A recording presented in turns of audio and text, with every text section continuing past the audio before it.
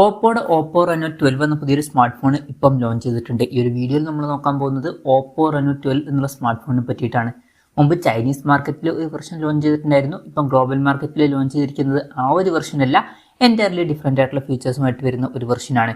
എന്തായാലും ഈ ഒരു വീഡിയോയിൽ നമ്മൾ നോക്കാൻ പോകുന്നത് ഓപ്പോ റെനോ 12 എന്നുള്ള സ്മാർട്ട് ഫോണിനെ പറ്റിയിട്ടാണ്.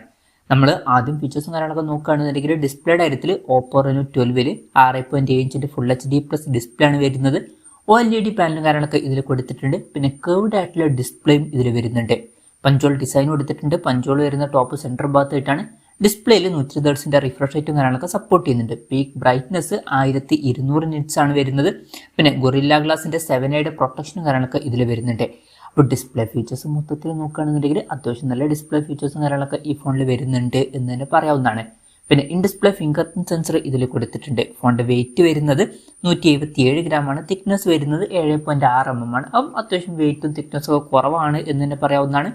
IP65 റേറ്റിംഗ് ഇതിൽ സപ്പോർട്ട് ചെയ്യുന്നുണ്ട്. പിന്നെ ഈ ഫോണിൻ്റെ ആസ്ട്രോ സിൽവർ അതുപോലെ തന്നെ ബ്ലാക്ക് ബ്രൗൺ എന്നീ കളർ വേരിയൻസ് ആണ് ഇപ്പോൾ ലോഞ്ച് ചെയ്തിരിക്കുന്നത്. ഇനി പ്രോസസ്സറിൻ്റെ കാര്യം പറയുകയാണെന്നുണ്ടെങ്കിൽ MediaTek Dimensity 7300 എനർജി എന്നുള്ള പ്രോസസ്സറാണ് ഇതിൽ വരുന്നത്. ചൈനീസ് വെർഷനിൽ MediaTek Dimensity 8250 എന്ന പ്രോസസ്സറൊക്കെ വന്നിട്ടുണ്ടായിരുന്നു. അതിൻ്റെ അത്ര പവർഫുൾ ആയിട്ടുള്ള ഒരു പ്രോസസ്സർ അല്ല ഇതിൽ വരുന്നത്. എന്നാലും തിരക്കേടില്ലാത്തൊരു പ്രോസസ്സർ തന്നെയാണ്. പക്ഷെ ഒരു കാര്യം എന്താ വെച്ചാൽ ഈ ഫോണിൻ്റെ വില ഏകദേശം 44,700 രൂപ പ്രൈസ് റേഞ്ചിലാണ് വരുന്നത്. ആ ഒരു പ്രൈസ് റേഞ്ചിൽ ഈ ഒരു പ്രോസസ്സർ എങ്ങനെ ഉണ്ടെന്ന് വെച്ചാൽ അത്ര മികച്ച പ്രോസസ്സറാണ് എന്നൊന്നും പറയാൻ പറ്റില്ല. ജസ്റ്റ് ആവറേജ് ആയിട്ടുള്ള പ്രോസസ്സർ മാത്രമാണ് ആ ഒരു പ്രൈസ് റേഞ്ചിൽ. അപ്പം പ്രൈസിങ്ങിനനുസരിച്ചിട്ട് അത്ര മികച്ച ഒരു പ്രോസസ്സറൊന്നും ഇതിൽ വരുന്നുണ്ട് എന്ന് പറയാൻ പറ്റില്ല. പിന്നെ കുറേ ഫീച്ചേഴ്സും കാര്യങ്ങളൊക്കെ ഇതിൽ വരുന്നുണ്ട്. 5G സപ്പോർട്ടും കാര്യങ്ങളൊക്കെ വരുന്നുണ്ട്. പിന്നെ 12 GB റാമും 256 GB ഇൻറ്റേർണലാണ് വരുന്നത്. LPDDR4Xൻ്റെ റാമും UFS 3.1 സ്റ്റോറേജ് ടൈപ്പും ഇതിൽ കൊടുത്തിട്ടുണ്ട്. പിന്നെ മെമ്മറി എക്സ്പാൻഡ് ചെയ്യണമെന്നുണ്ടെങ്കിൽ മെമ്മറി കാർഡ് സ്ലോട്ടും കാര്യങ്ങളൊക്കെ ഇതിൽ വരുന്നുണ്ട്. വെർച്വൽ റാം എന്നുള്ള ഫീച്ചർ കൊടുത്തിട്ടുണ്ട്. അതായത് എക്സ്ട്രാ റാം വേണ്ട സമയത്ത് ഇന്റേണൽ മെമ്മറിയിൽ നിന്ന് കുറച്ച് മെമ്മറി എടുത്തിട്ട് അത് റാമായിട്ട് യൂസ് ചെയ്യുന്നതായിരിക്കും. അങ്ങനെ 12 GB റാം വരെ എക്സ്ട്രാ നമുക്ക് ലഭിക്കുന്നതായിരിക്കും. ആൻഡ്രോയിഡ് 14 ബേസ് ആയിട്ടുള്ള സോഫ്റ്റ്വെയർ ആണ് ഇതിൽ വരുന്നത്. ക്യാമറയുടെ കാര്യം പറയുകയാണെന്നുണ്ടെങ്കിൽ ഫോണിൻ്റെ പിന്നിൽ ട്രിപ്പിൾ ക്യാമറ സെറ്റപ്പ് കൊടുത്തിട്ടുണ്ട്. 50 MP മെയിൻ ക്യാമറ സെൻസറാണ് ഈ ഫോണിൽ വരുന്നത്. ഇത് സോണി LYT600 സെൻസറാണ്. വോയിസിൻ്റെ സപ്പോർട്ടൊക്കെ വരുന്നുണ്ട്. പിന്നെ 8 MP ultra wide angle lens കൊടുത്തിട്ടുണ്ട്. ഇത് സോണി IMX 355 സെൻസറാണ്. ഇത് കൂടാതെ 2 MP ഒരു മാക്രോ ലെൻസും കൊടുത്തിട്ടുണ്ട്. പിന്നെ ചൈനീസ് വെർഷനിൽ ടെലിഫോട്ടോ ലെൻസ് ഒക്കെ ഉണ്ടായിരുന്നു. പക്ഷേ ഈ ഒരു ഗ്ലോബൽ വെർഷനിലോട്ട് വരുമ്പോൾ ടെലിഫോട്ടോ ലെൻസ് ഒഴിവാക്കിയിട്ടുണ്ട്. പിന്നെ 32 MP സെൽഫി ക്യാമറ ആണ് വരുന്നത്. അപ്പം ഓൺ പേപ്പർ ക്യാമറ സ്പെസിഫിക്കേഷൻ നോക്കുമ്പോൾ തരക്കേടില്ലാത്ത ക്യാമറ സ്പെസിഫിക്കേഷൻ കൊടുത്തിട്ടുണ്ട് എന്ന് പറയാവുന്നതാണ്. ടെലിഫോട്ടോ ലെൻസും കൂടി ഉണ്ടായിരുന്നെങ്കിൽ കുറച്ചും കൂടി നന്നായേനെ.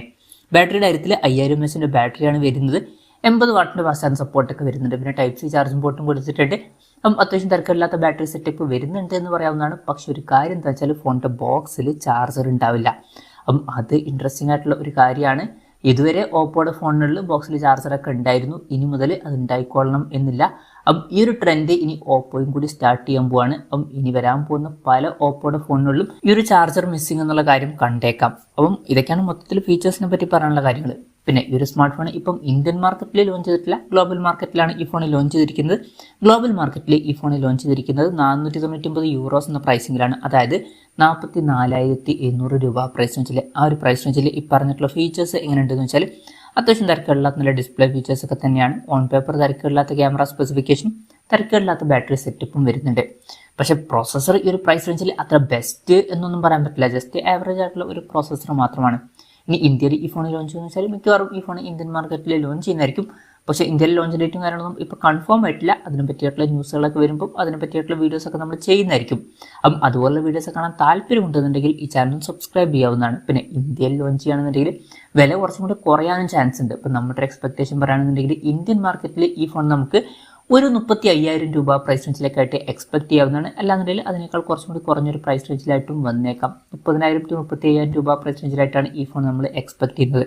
കൺഫർമേഷൻസ് ഒന്നുമില്ല, ജസ്റ്റ് നമ്മുടെ എക്സ്പെക്ടേഷൻ പറഞ്ഞു എന്നേ ഉള്ളൂ. എന്തായാലും ഓപ്പോ റെനോ 12 എന്ന പുതിയൊരു സ്മാർട്ട് ഫോൺ ഇപ്പോൾ ലോഞ്ച് ചെയ്തിട്ടുണ്ട്. ഈ ഒരു ഫോണിനെ പറ്റിയിട്ടുള്ള നിങ്ങളുടെ അഭിപ്രായം ജസ്റ്റ് ഒന്ന് കമൻറ്റ് ചെയ്യുക. അതുപോലെ തന്നെ ഈ ഒരു സ്മാർട്ട് ഫോൺ ഇന്ത്യൻ മാർക്കറ്റിൽ നിങ്ങൾ ഏത് പ്രൈസിങ്ങിലാണ് എക്സ്പെക്ട് ചെയ്യുന്നത് എന്നുള്ള കാര്യം കൂടി ജസ്റ്റ് ഒന്ന് കമൻറ്റ് ചെയ്യുക.